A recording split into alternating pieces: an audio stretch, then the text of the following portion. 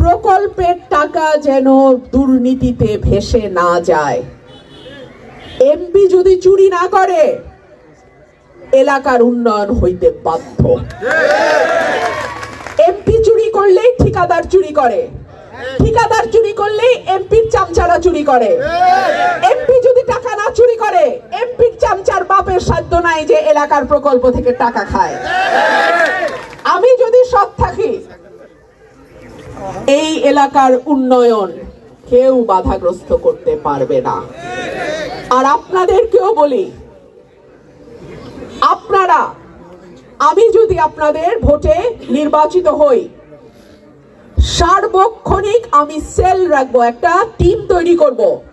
তাদের কাছে এলাকার উন্নয়নের সুফল সরাসরি পৌঁছাচ্ছে কিনা, যদি না পৌঁছায় থাকে কারা বাধা দিচ্ছে, কোথায় বাধা পাচ্ছে, বরাদ্দ ঠিক মতো আসছে কিনা, না আসলে কারা সেখানে দুই নম্বরই করার চিন্তা করছে, চেষ্টা করছে, সরাসরি আমার টিমকে জানাবেন, আমার টিম আমাকে জানাবে, আমি তাৎক্ষণিক ব্যবস্থা নেব ইনশাআল্লাহ।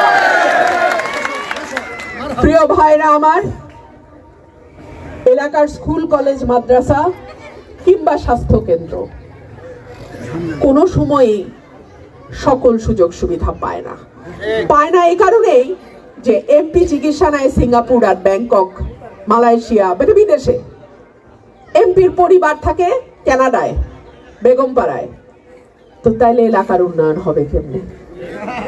এলাকার এমপি যদি এলাকার হাসপাতালে যায়, অন্তত পরিদর্শন করে, রেগুলার পরীক্ষাটা করে, তাহলেই কিন্তু হাসপাতালের অবস্থা অনেক ভালো হয়ে যায়।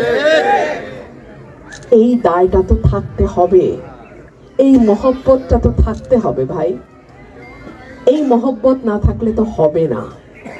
কেউ যদি বলে এই মার্কার ঠেলাই আমি পাশ করছি, তার তো আর মানুষের সাথে সরাসরি ওই দায়টা তৈরি হয় না যেটা আমার তৈরি হচ্ছে স্বতন্ত্র প্রার্থী হিসেবে।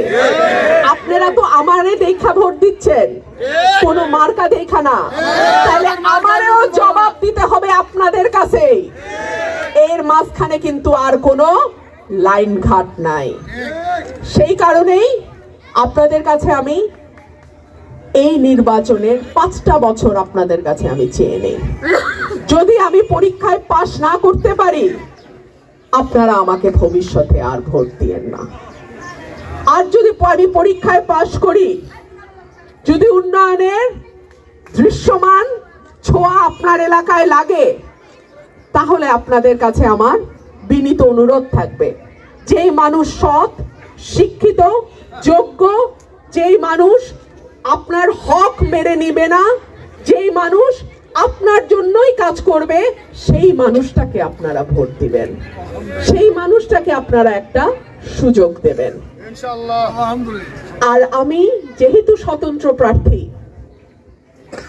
অনেকেই হয়তো বলার চেষ্টা করে রুমিন ফারহানারে ভোট দিলে এই করব, ওই করব, কেন্দ্র দখল করব, হ্যান করব, ত্যান করব, তাই না? এইসব ভয় ভীতিতে কান দেবেন না। এই আসনের দিকে জাতীয় এবং আন্তর্জাতিক গণমাধ্যমের নজর থাকবে, আমি পরিষ্কার বলে দিলাম। এই আসন নিয়ে কোন রকম খেলার চেষ্টা যদি কেউ করে, দাঁত ভাঙা জবাব দেয়া হবে।